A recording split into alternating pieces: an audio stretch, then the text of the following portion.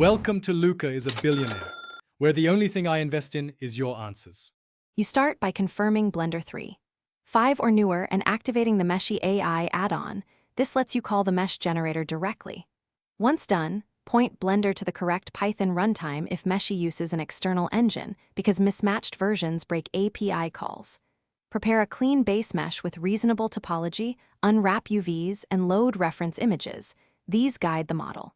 Make sure to save a blend backup before running automated edits, since Meshy can modify geometry aggressively. You now run Meshy's generation step. Pick a preset and set detail level plus constraints like symmetry and real-world scale, because presets influence topology patterns. Once the generator finishes, inspect normals, edge flow, and UV distortion to catch artifacts early.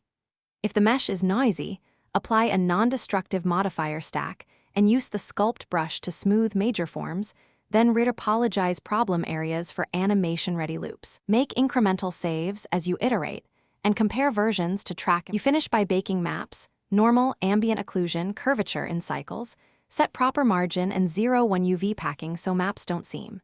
Next, build materials using nodes. Combine baked maps with procedural masks to add wear, because that keeps resolution efficient.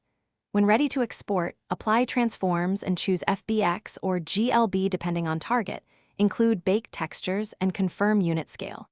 If things go wrong, clear Meshy cache and rerun generation with lower detail. This often fixes unexplained topology failures. Thanks for watching and please subscribe. It's the best investment you'll ever make.